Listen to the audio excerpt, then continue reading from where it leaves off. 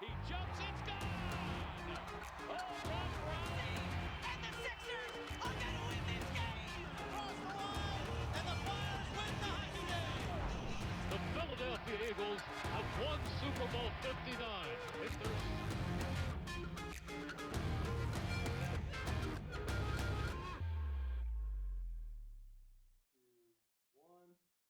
What is up, Philly fans? You are tuned in to Around South Philly, where the passion's loud, the opinions are louder, and the love for this city runs deep. It's Danica and I'm here with Cole Betham, and we've got a great show for you today. Getting right into it, we got the Wawa Run. You've ordered your hoagie, you're awkwardly waiting for your order, and someone tries making conversation.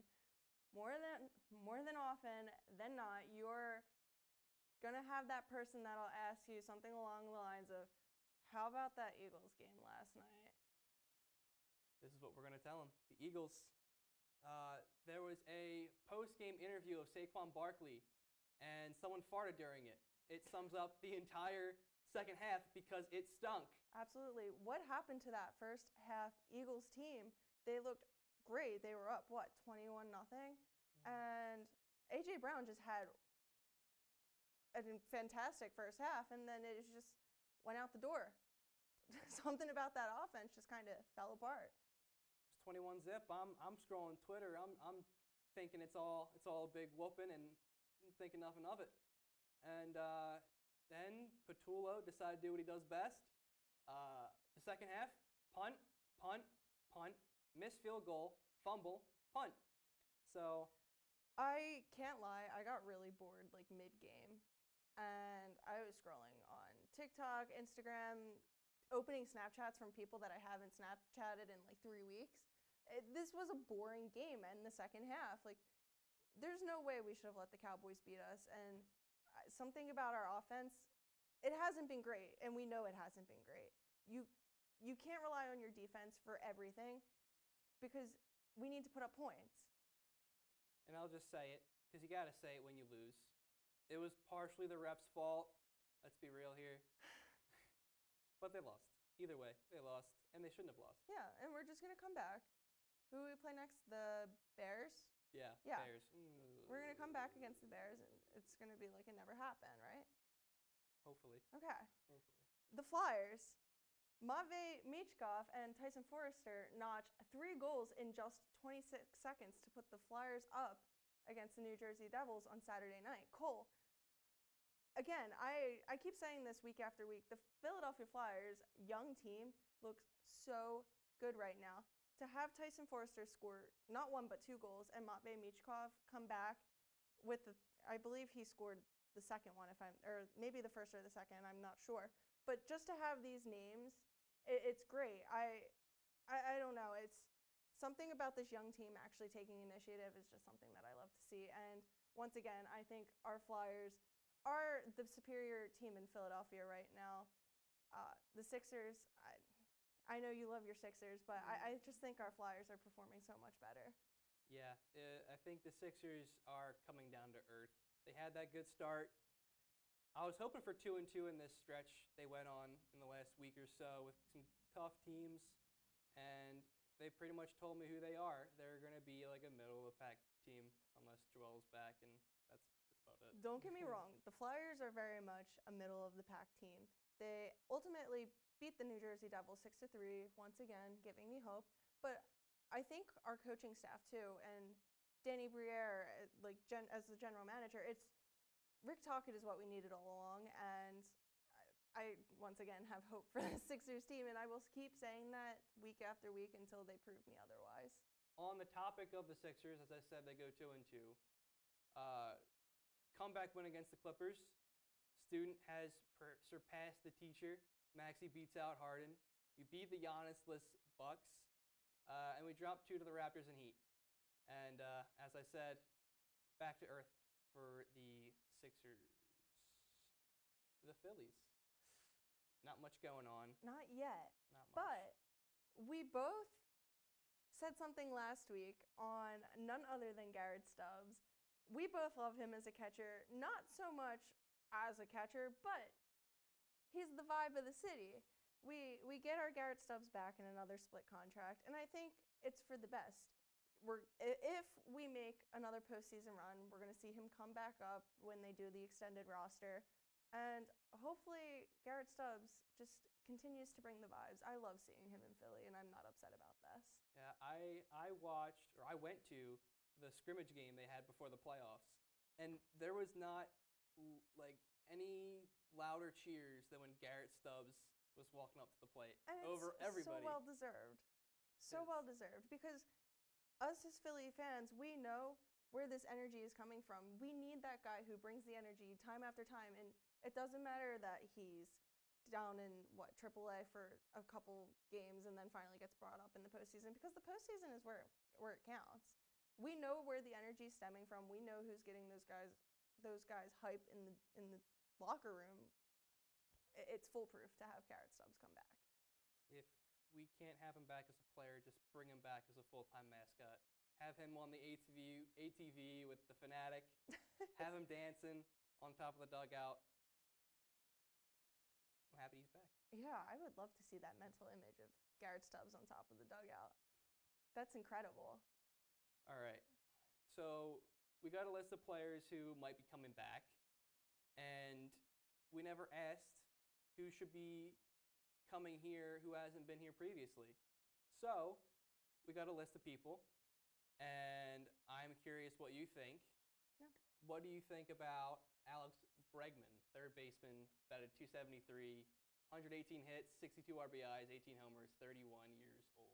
So this would instill a Bohm trade. Mhm. I don't hate it, but I think Bohm, as a third baseman, he's a decent player, but his attitude doesn't fit the city. He makes these fantastic plays at third base. He sometimes has a hot bat. I don't know. It's when you say that you don't like this place, how many years ago? And he did fess up to it. He said it, and everyone was like, "Oh yeah, that's great." But it doesn't actually seem like Alec Bohm wants to be here anymore. He really annoyed me in the Okay. playoffs and over the season because I was so ready to trade him and be done with him. And then he starts heating up. Yeah. He heats up at like the perfect times. And then when we really need him, he kind of just fizzles out. Of course, as I say that, this year in the playoffs, he was actually kind of good. So, of course, he was. But Alex Bregman is 31. Okay. I know you had concerns about age. Yes, an older Just that. roster does sometimes kind of scare me. But if we're talking MVP caliber, I wouldn't mind it. I don't see Alec Bohm really blossoming here. He's been kind of stagnant, like you said. He gets hot at the right times, but when we need him mid-season, he's not doing much.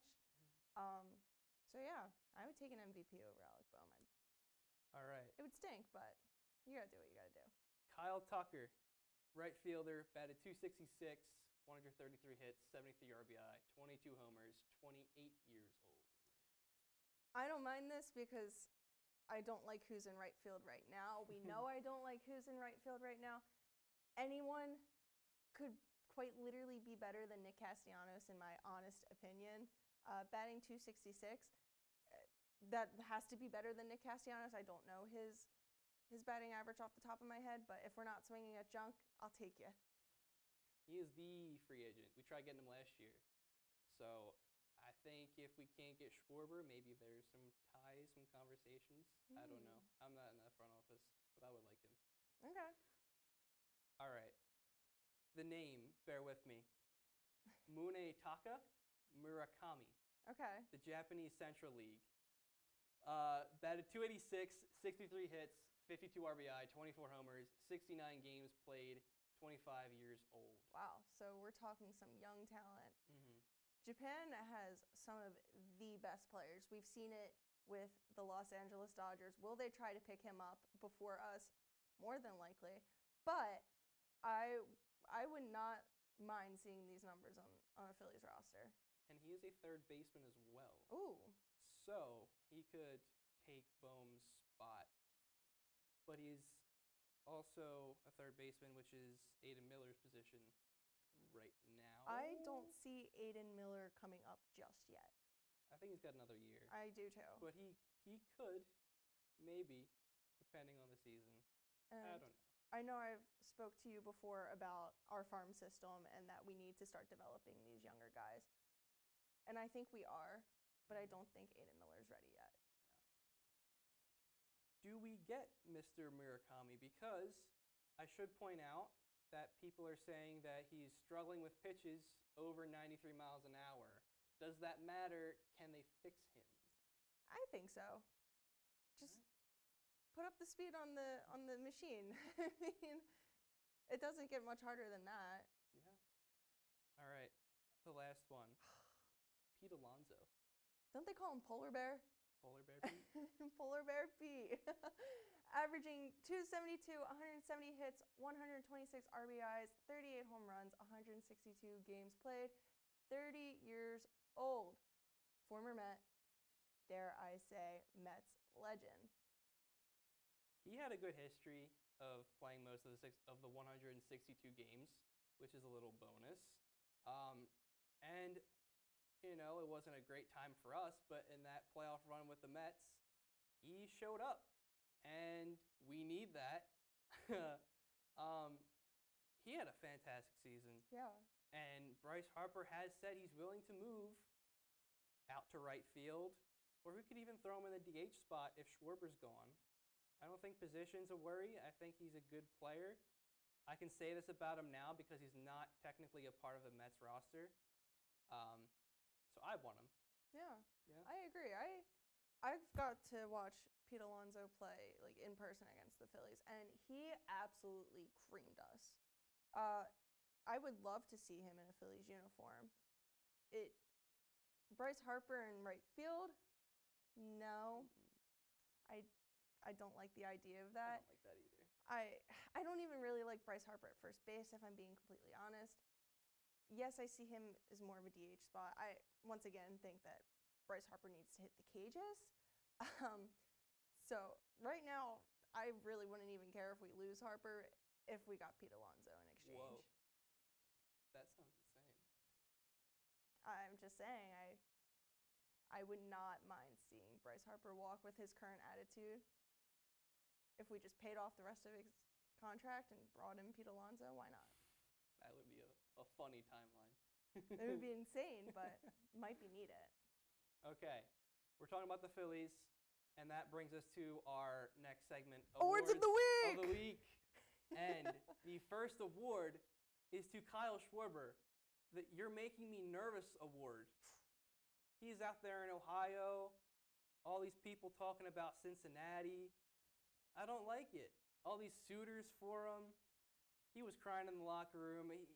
He knows he's gone. He's done. And I don't like that. So he's making you nervous. He's making you sad. Nervous, sad. Now He's going to leave. How does that make you feel? No, I'm kidding. I'm going to cry. No, don't cry. Because I think with the free agents that are still up for grabs, we might see a pretty decent Phillies roster. Will they be our, 2023 Phillies? Probably not. But who knows? We play 180 games for a reason. We're going to do a complete 180 with the next award. Oh my goodness.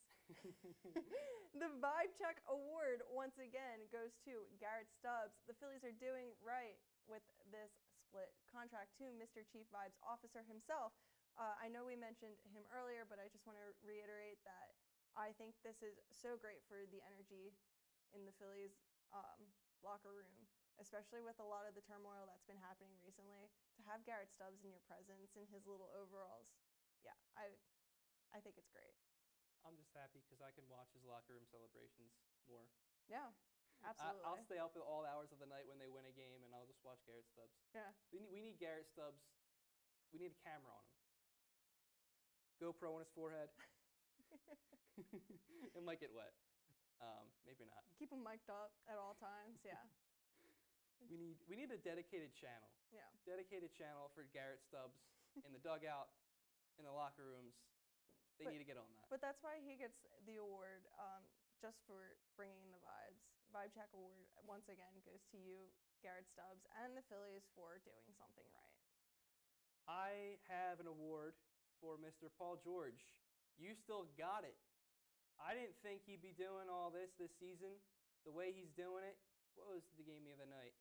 He started 4 for 4 in the first quarter. Everyone wants the guy gone, and I really hope that we can see him be the guy that we signed. I like Paul George. I like what he can be, and I think he's shown glimpses of what he can be. So that's really all I have to say. He's an older player, right? He is an older player. Okay. That's why he still has it. And he's kind of stuck here. 4 years, 4-year contract. He's got maybe 2 years left, I believe. So we can't get rid of him. No one's gonna want that. So for him to play like that makes me happy. Yeah, and that's all you could really want Mm-hmm. with our Philadelphia teams lately, who tend to make us not very happy. Our next award, the Wow, We Don't Look Like a Pee-wee Hockey Team award goes to the Flyers and their front office. Are you kidding me? With a game like how we played against the New Jersey Devils, that's literally all I could ask for out of this Flyers team. So much, I don't know, to look forward to in our future with this hockey team that, yeah, while we may still have our little hiccups like passing the puck around and not really producing on the penalties, like the power plays, yeah, we don't look like a pee-wee hockey team. We actually look like we know what we're doing. So I'll take it. So it goes to the Flyers in the front office. Mm-hmm. The Eagles, they do not deserve an award. They're not getting one from us. And the Union, no. You're still not in South Philly. But you did lose, so I'm sorry to hear about that. All right, that's going to do it for us this week. Be sure to check out Game Time for all things sports, not just Philly. And you can catch me on New Press's sports page for all things Newman Athletics. And sometimes Philly sports. Sometimes. We'll see you next week. Stay loud, stay loyal, stay Philly.